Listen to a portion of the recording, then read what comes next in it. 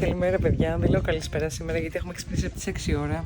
Η ώρα είναι 7 παρά 20 και σήμερα έχουμε DNR Part 2. Στόχος μας είναι να πιάσουμε 3 αρσενικά σήμερα. Ο ένας είναι ο πορτοκαλί, ο Garfield, ο άλλος είναι το Πόλες και το τρίτο είναι ο Φίκος, ο οποίος είναι του γείτονα και δεν πιάνεται εύκολα. Βασικά ούτε το Πόλες πιάνεται εύκολα. Ο πορτοκαλής ίσως να πιάνεται γιατί είναι χαδιάρης. Θα δείξει. Για όλους τους καινούριους, καλώς ήρθατε στο γατόσπιτι. Εδώ ανεβάζουμε καινούργια βίντεο κάθε Κυριακή στις 6 ώρα το απόγευμα. Όλα τα γατάκια μας εδώ είναι στηρωμένα. Απλώς έχουν έρθει κάποια γατάκια καινούρια από αλλού στη δική μας γατοαπικία. Κυρίως είναι αρσενικά. Και ξεκινάμε τώρα να τα πιάνουμε σιγά σιγά και να τα στηρώνουμε. Εννοείται ότι δεν έχουμε ντρόπερ, οπότε θα βρούμε δικά μας μέσα αυτοσχέδια. Θα σκεφτούμε πώς θα γίνει αυτό για να δούμε πώς θα πάει. Όπως βλέπετε, ο Garfield είχε εγκατασταθεί πάνω στο τραπέζι, οπότε θεωρήσαμε καλό να μετακινήσουμε το κλουβάκι πάνω στο τραπέζι έτσι ώστε να τον πιάσουμε πιο εύκολα.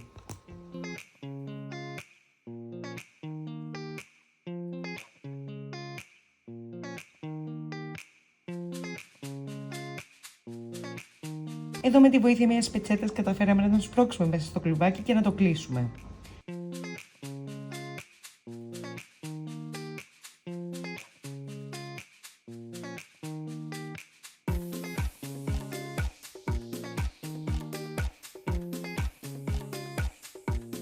Όπως βλέπετε στο κλουβάκι που έχει μείνει κάτω γίνεται πάρτι από τα γατιά που μπαίνουν απλά μόνα τους μέσα. Και κάπου εδώ συνειδητοποιήσαμε ότι μέσα στο κλουβάκι έχει μπει ο Πίξελ, αλλά έξω είναι ο Φίκος και προσπαθεί να δει τι γίνεται μέσα στο κλουβάκι. Οπότε θεωρήσαμε ότι είναι μια καλή ευκαιρία να τον πιάσουμε.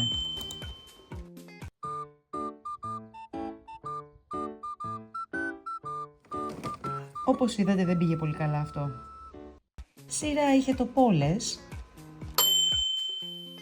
το οποίο δεν πλησιάζεται με τίποτα, παρόλα αυτά θα προσπαθήσουμε να το πιάσουμε. Όπως βλέπετε, ο πορτοκαλής πιάστηκε, είναι έτοιμος. Ναι, καλέ μου, το ξέρω.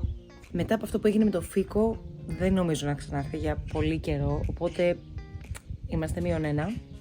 Επίσης κάναμε μια αποτυχημένη προσπάθεια με το Πόλες και επίσης εξαφανίστηκε. Καλά έχει πάει σήμερα.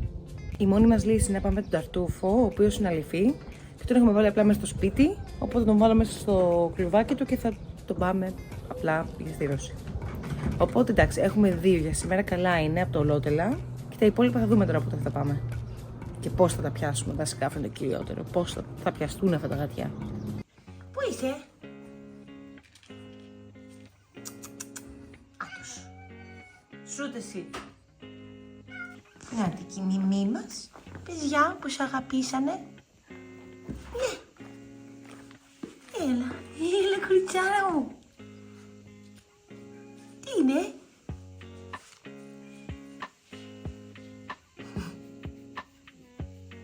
Εδώ είμαστε λοιπόν στο αμάξι, πάω τα αγόρια για στήρωση.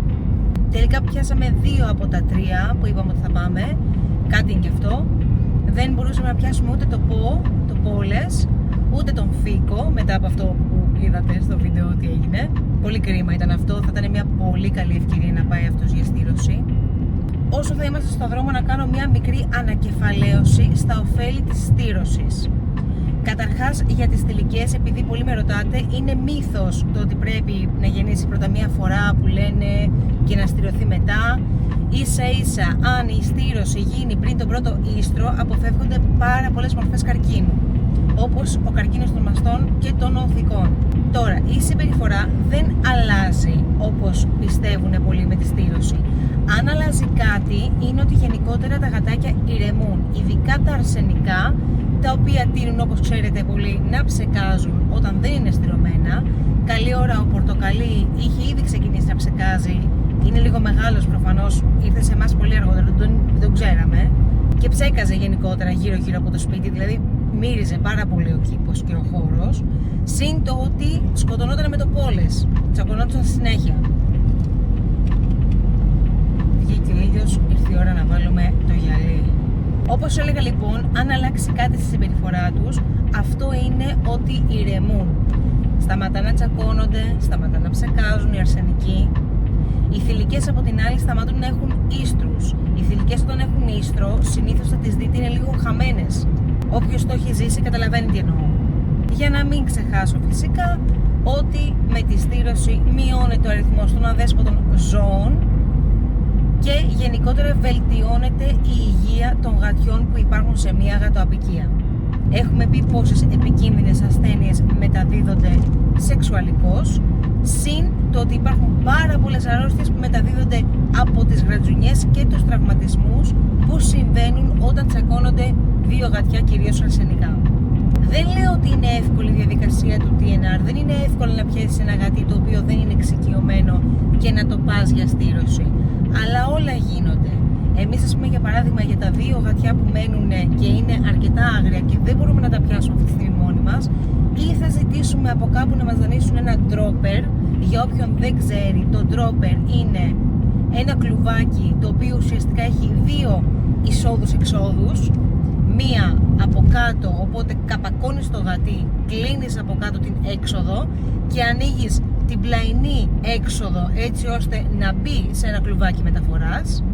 Και η διαδικασία με τον dropper γίνεται πολύ πιο εύκολη. Εμείς φυσικά δεν είχαμε dropper σήμερα, παρόλο που στο Jack δεν πιάσαμε τον Φίκο. Το Πόλης, ας πούμε, δεν μπορούσαμε να το πιάσουμε. Το ξέρουμε εδώ και ένα χρόνο είναι στην γατοαπικία μας και το γατί με το που πλησιάζεις φεύγει. Δεν είναι ένα γατί που είναι εξοικειωμένο, παρόλο που είναι ένα χρόνο μαζί μας. Εδώ είναι τα αγόρια. Ο Πορτοκαλάκος ευτυχώς έχει ηρεμήσει. Ήτανε πάρα πολύ ανήσυχος πριν, γιατί εντάξει, λογικό είναι, πρώτη φορά μπαίνει σε κλουβί μεταφοράς. Ο Ταρτούφος είναι πολύ ήρεμος, ο γλυκούλης μου, δεν κάνει τίποτα. Απλά τον έπιασα και τον έβαλα μέσα στο κλουβάκι. Ο καημενούλης. Πάμε να δούμε τι θα δούμε τώρα, ρε αγόρια. Φτάσαμε. Τι είναι, γλυκέ μου, έκανες κακάκια σου. Τι είναι?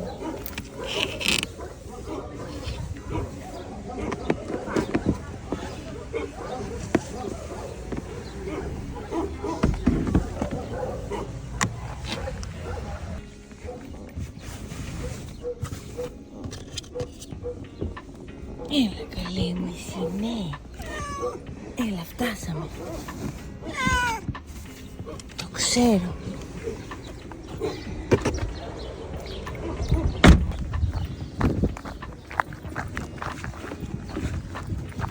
Ναι, γλυκέ μου. Είσαι μες στις πληγές. Μες στις πληγές είσαι. Μόλις τα άφησα τα αγόρια. Πάντα κάπως στενοχωριέμαι όταν τα αφήνω. Μου φαίνεται σαν να τα παρατάω. Αλλά εντάξει, τώρα καταλαβαίνετε, είμαι κι εγώ λίγο. Τέλος πάντων. Όλα καλά. Ο κλειμμένος ο Ταρτουφάκος είχε κάνει τσίσα, είχε κάνει κακά, όλα τα είχε κάνει. Ο Κοκομύρης, ευτυχώς του είχα πάνα. Φοβήθηκε πάρα πολύ ο γλυκούλης μου. Και ο άλλος, και ο Πορτοκαλής ήταν φοβισμένος πολύ. Αυτό δεν μπορώ, που λίγο αγχώνονται. Τέλος πάντων, εντάξει, για το καλό τους είναι. Θα πάω να τα πάρω λίγο αργότερα. Όλα θα πάνε καλά και θα γυρίσουν χαρούμενα αγόρια στη γατοαπικία τους. Αυτό πρέπει να σκεφτόμαστε, ότι αυτά γίνονται για το καλό τους. Ξέχασα να σας αναφέρω κάτι σημαντικό. Όπως είδατε, είχα σκεπασμένα τα κλουβάκια τους με σεντόνι. Όταν μεταφέρετε γατούλες στο αμάξι και γενικότερα όταν κάνετε κάποιο ταξίδι με τις γατούλες σας στα κλουβάκια μεταφοράς τους, καλό είναι να τα σκεπάζετε με ένα σεντονάκι ή μια πετσέτα, έτσι ώστε να μην βλέπουν έξω και να μην αγχώνονται. Οι γάτες όταν είναι κλεισμένες κάπου και βλέπουν πράγματα να περνάνε μέσα στο αμάξι από το παράθυρο ή ακούνε ήχους και δεν ξέρουν τι γίνεται, είναι πολύ χειρότερα από το να είναι σκεπασμένες και να μην βλέπουν. Αυτό είναι ένα καλό tip για να είναι ήρεμες. Έτσι και εμένα και τα δύο αγοράκια ήταν ήσυχα στο δρόμο. Δεν φωνάζανε πάρα πολύ. Με το που έβγαλα τα σεντόνια, αρχίσανε φωνάζανε, αρχίσανε να σένανε γρήγορα. Γενικότερα καλό είναι λοιπόν να τα έχετε κλειστά έτσι ώστε να μην αγχώνονται. Τώρα γυρίζω σπίτι, να περιμένω μερικές ώρες και το μεσημεράκι θα πάω να τα παραλάβω τα αγόρια.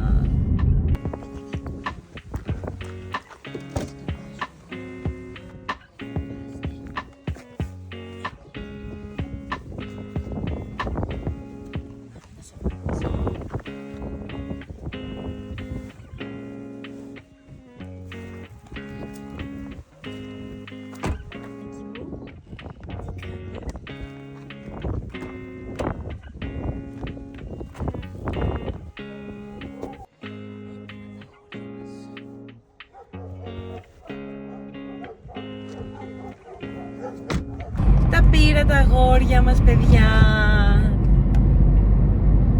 Πήγαν όλα καλά.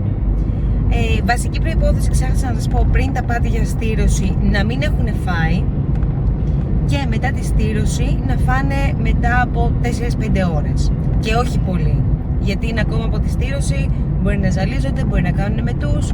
Καλό είναι δηλαδή μετά από 4-5 ώρες να φάνε λίγο. Τα άφησα λοιπόν στις 9 η ώρα το πρωί και τα πήρα, η ώρα είναι 4 και πάμε σιγά σιγά σπίτι για να υπολογίζετε και λίγο έτσι πόσες ώρες μπορεί να πάρει, να ξέρετε λίγο το χρονοδιάγραμμα εν πάση περιπτώσει. Βέβαια ο κάθε κτηνίατρος είναι διαφορετικός, μπορεί ο δικός κτηνίατρος να αργήσει να τα πάρει για στήρωση ή μπορεί να τα πάρει πιο νωρίς έτσι ώστε να ξεμπερδεύσετε πιο γρήγορα. Το θετικό της υπόθεσης, όπως είπα, είναι ότι όλα πήγαν μια χαρά. Τα αγόρια είναι αυτή τη στιγμή πίσω ήρεμα, σκεπασμένα με τα συντονάκια τους. Ρώτησα για τον Ταρτούφο επίσης αν είναι άρρωστος, γιατί μου φάνηκε ότι λίγο κάτι είχε το ματάκι του, λίγο κάτι φτερνιζότανε, αλλά μου είπαν ότι είναι μια χαρά. Και πάμε προς το σπίτι να τα αφήσουμε ελεύθερα, να δούμε τι θα γίνει. Αν είναι πολύ ζαλισμένα τα γατάκια σας, όπως είπα και στο προηγούμενο TNR, καλό είναι να τα κρατήσετε για λίγες ώρες μέσα στο σπίτι. Ειδικά αν μιλάμε για θηλυκά που έχουν ράματα και τομές. Τώρα θα δούμε εμείς πώς είναι. Θεωρώ ότι έχουν ξυπνήσει για τα καλά από την άρκωση, αλλά θα τους δούμε όταν θα πάμε σπίτι. Για να δούμε.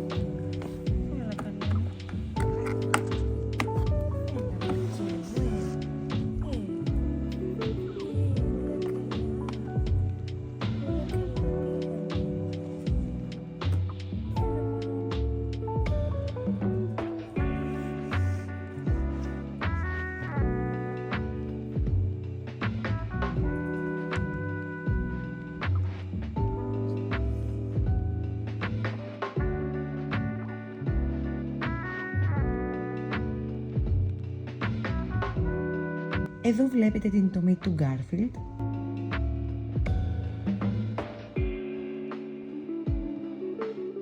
Εδώ ήρθε ο αδερφούλης του Ταρτούφου να του κάνει κεφαλίτσες.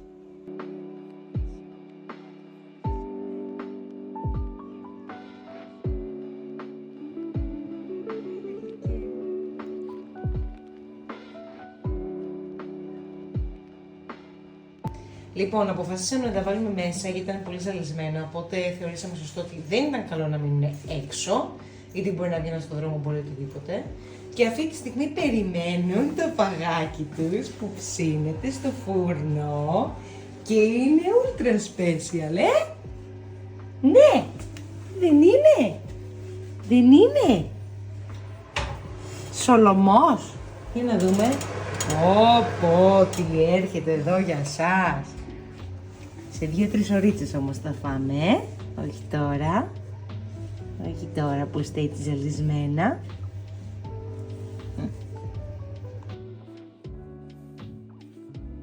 Άλλο ένα TNR λοιπόν ολοκληρώθηκε στη γατοαπικία μας. Μην ξεχάσετε να κάνετε like, φυσικά subscribe, καθώς και να το μοιραστείτε με τους φίλους σας. Μέχρι την επόμενη φορά, πολλά φιλιά σε εσάς και τις γατούλες σας. Bye!